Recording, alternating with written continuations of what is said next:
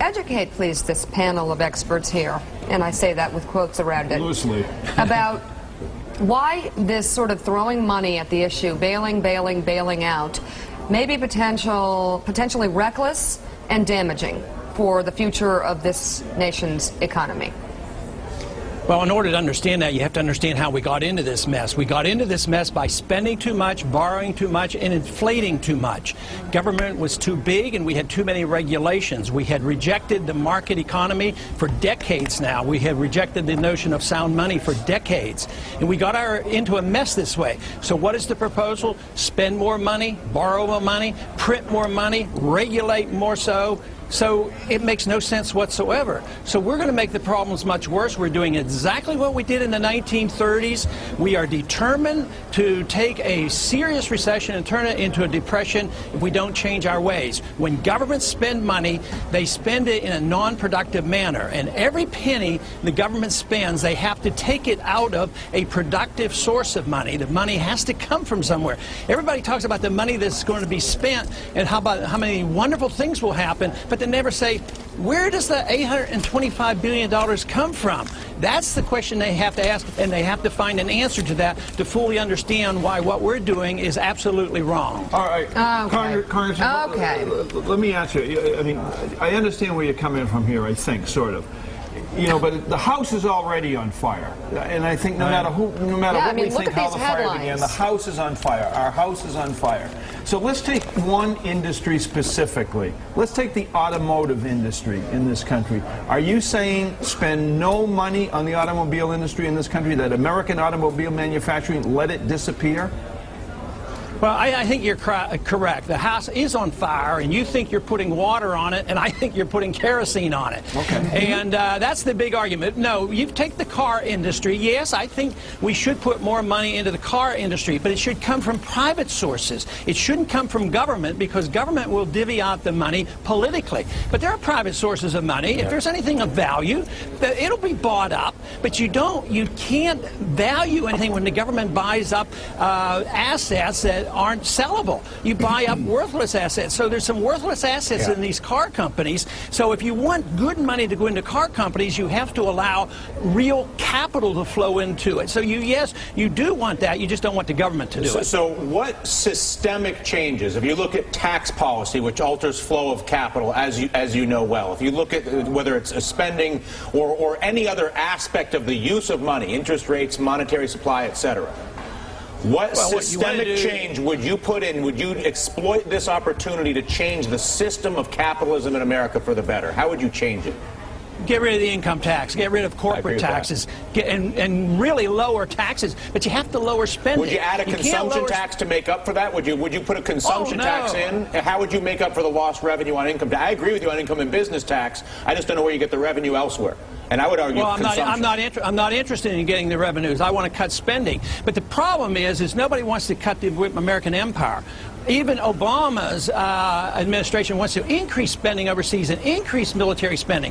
As long as you want to run the world empire at $1 trillion a year, believe me, you cannot solve this problem. And that is where the crux of the matter is. So yes, you have to cut spending along with cutting taxes. So to say, well, let's have a consumption tax, that's just transferring the penalty to new victims. But you want to get taxes down, you want to get rid of regulation. You don't want to do what we did after the Enron failure, passed Sarbanes-Oxley, by the conservative Republicans. That's the fault. It's in the thinking that we need so much government. Congressman, are you really saying that given the meltdown on Wall Street and some of the craziness that we saw at Citigroup and Merrill and other places, that there should be less regulation, not more in some cases? Yeah, we should have more on the Federal Reserve so that we know that we're doing. They're exempt from regulation, as is Treasury. We give Treasury $350 billion, and we don't even know where they spend it. That's the type of regulation you want. But what on Wall Street? Do you not want to see on some of these derivative products? Do you not want to see there be some kind of regulation in terms of what the banks can do? Sure, anybody who commits fraud goes to jail, just as they did in Enron. We didn't need Sarbanes-Oxley to prosecute everybody in Enron through the laws of fraud. If they commit fraud, they go to prison. Just like Madoff, you know, we had all those regulations, SEC and everything else, and he got by. It proves SEC didn't work. But Congressman, it's not just fraud in some cases. In some cases, people had very little equity put down and were leveraging things up tremendously. Should there not be regulation about how much equity you effectively have to put in the deal, or how much capital you have to have on your balance sheet? Sure, and if you understand leveraging up equity and debt, you have to look at fractional reserve banking. That's where you pyramid debt. So they're doing exactly what the Federal Reserve does, is they create money out of thin air and they pyramid debt. That's where the bubble comes from. That's why you have to look at monetary policy. But you're looking at the symptoms rather than the cause. Hey, Congressman, hang with me for a couple of seconds here. I am extremely limited. And 90% of this conversation that you've been having with Dylan and Carlos has gone way above my head. But your basic theory, let's get government out of nearly everything. Let's swing back to what I do nearly every morning. I drive to work on roads filled with potholes, beneath bridges that are crumbling. What's the answer here? Do I go out and try and find 6 carpenters and some bricklayers and some masons to fix those roads and bridges? Government's got to do it. What's the deal here? What is your point of view about stuff like that? Basic reconstruction of this country. Okay, I know I can't have my perfect society quickly, but what I would do is quit bombing bridges in Iraq and then paying to rebuild them, and then wasting the money in the rebuilding over there. I would take that money, save it on the deficit, cut the deficit, and spend some on our infrastructure. That's what I would do, and we could do that. But as long as you do it through debt financing, it's impossible. Ideally, roads and bridges should have been taken care of by our states. It wasn't designed in the Constitution that the federal government would take care of every bridge and every road. But that isn't the worst type of spending, and I think in the interim we certainly could. We could cut the spending overseas, but we're going to bring ourselves to our knees. We're going to have a dollar crisis. We're doing exactly what Osama bin Laden wanted to do, what he did to the Soviets. He's bringing about financial chaos to this country, and we got to realize excessive spending that is a problem. It's not that we need more government spending. That to me is foolish. I want to ask you the same question I've been asking myself, everybody on the set. I asked Tucker, I asked Pat, I'll ask you.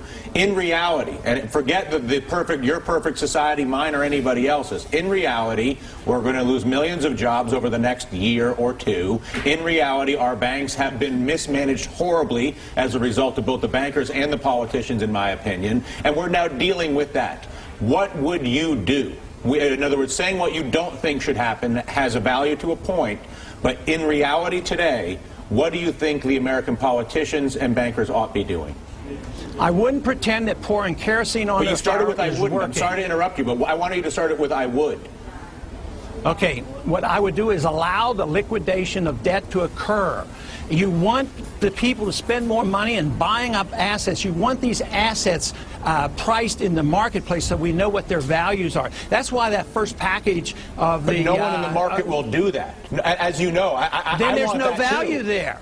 That's a good information, then there's no value. Why should you dump that on the American taxpayers? That's a strong message that if it's worthless, you don't dump it on the taxpayers. But that's why our slump is getting worse. How do you get this country healthily to your perfect society where there's limited taxes and free markets and innovation reigns supreme and me and Willie are on the beach, getting drinks served to us from robots, but that's not where we are today. How do you get that? How do you deal with the reality of the problems of this country?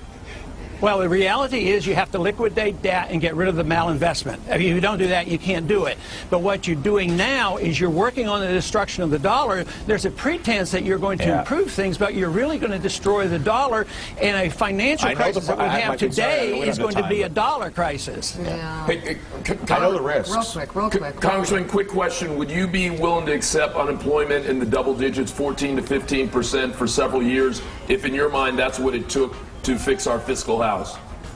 Well, it's better than 20, but I wouldn't be responsible. The people who created the bubble would be responsible. Go talk to Greenspan and ask him if he is accepting the responsibility for the 14%. So you can't blame the people who are trying to correct the problems on the unemployment. You got to blame the people who created the bubble, the people who were delighted with all the billions of dollars they were making in the last decade or two. And I guess my frustration is I agree with a lot of what he says. The frustrating part of this is to try to figure out the constructive way forward. Right. Identifying the problems we can and the how. conversation keeps going with everybody throughout the show. It keeps going backwards. And we don't know how to Obama's credit, he's trying to move forward, and it's going to be an interesting conversation. Congressman Ron Paul, thank